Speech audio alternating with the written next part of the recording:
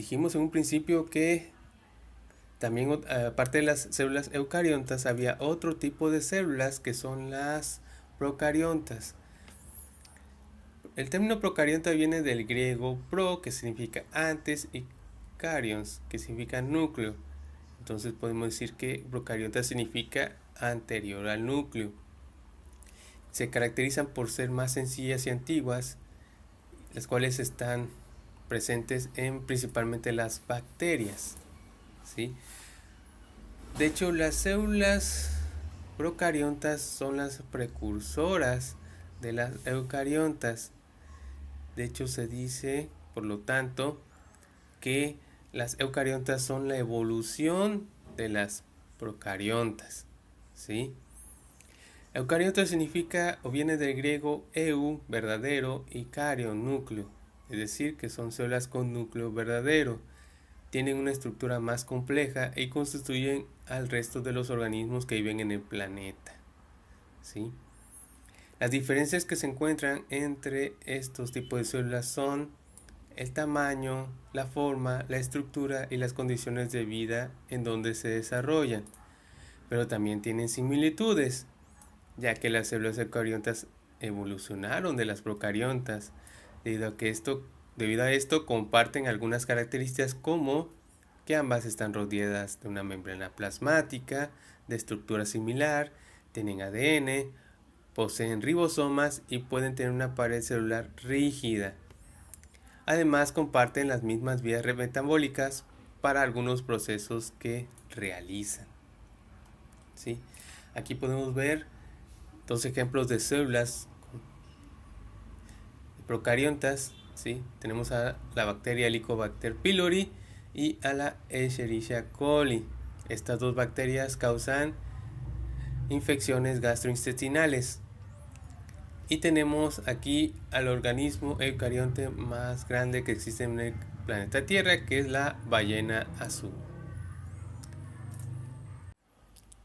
Ahora vamos a hablar sobre las diferencias que tienen los dos tipos de células, las procariontas y las eucariontas. Como lo podemos ver aquí, ¿sí? En el caso de las células procariontas, la estructura es muy sencilla, ¿sí? No contienen organelos en su interior, excepto uno, que es el ribosoma, ¿sí? De hecho, las células procariontas fueron el primer tipo de célula que existió en el planeta, ¿sí? Las células procariontas actuales son descendientes de aquella primer célula que existió en el planeta Tierra. Y aquí la podemos ver, ¿sí?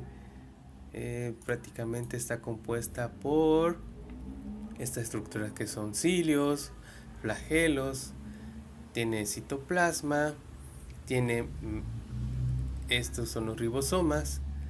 Este morado es la membrana plasmática y está rodeada de una pared celular que le da protección. Y esto que ven aquí que parece una cuerda es su ADN, que como vemos está flotando en el citoplasma, ¿sí? O sea, no está dentro de una estructura que la proteja, ¿sí? Y vamos a verlo junto con las células eucariontas, que ya hablamos mucho de ellas, ¿sí? Vimos que tiene muchos organelos, muchas estructuras con membrana, tiene también citoplasma, ¿sí?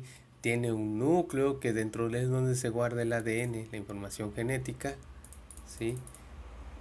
También tiene membrana plasmática, ¿sí? Que rodea la célula, pero no tiene una pared, ¿no? En el caso de las células animales, las vegetales sí lo tienen.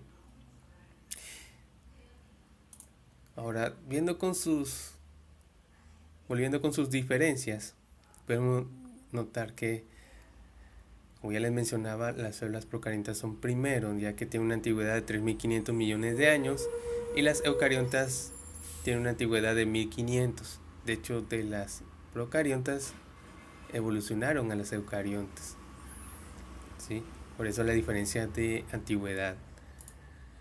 Las procariontas son más pequeñas, ya que miden de 1 a 10 micrómetros, y las eucariontas son más grandes, midiendo entre 10 y 100 micras.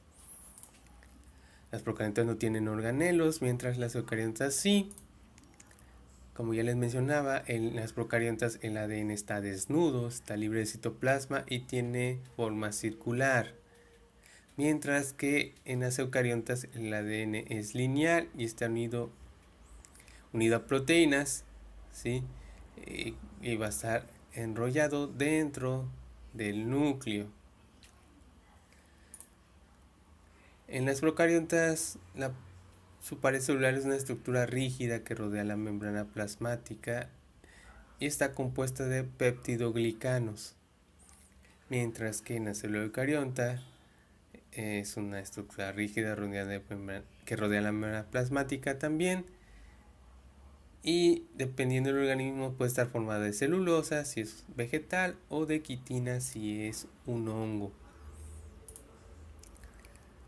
Las procariontas sí presentan una estructura llamada cápsula, que es una protección mucho más dura y más rígida, ¿sí?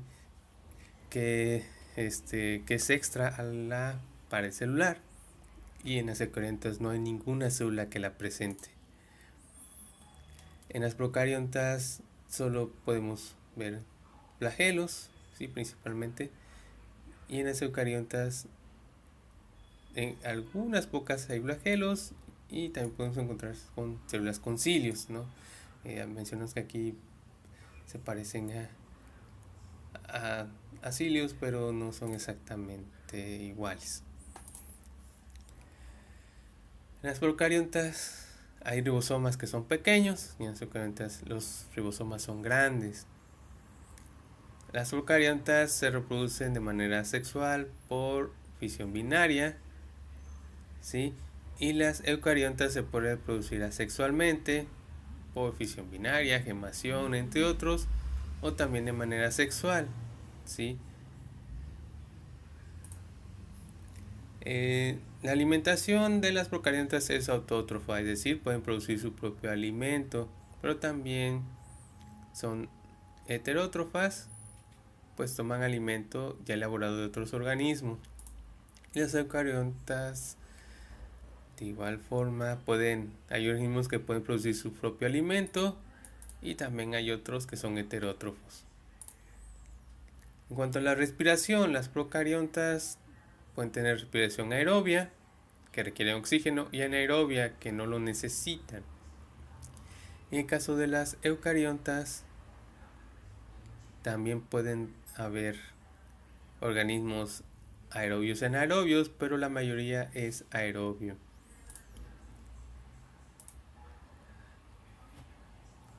Muy bien, y en cuanto a la importancia, pues ya habíamos comentado anteriormente que la procarionta fue el primer tipo de célula que existió, y que gracias a la evolución de esta, que fue cambiando las condiciones de la atmósfera de la Tierra primitiva para que hubiera más oxígeno y pues pudieran proliferar otro tipo de organismos, ¿no? Que son los que se constituyen por células eucariontas, ¿sí?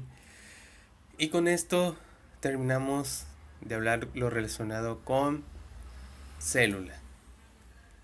Dejamos hasta aquí la clase de hoy y nos vemos en un próximo video. Gracias.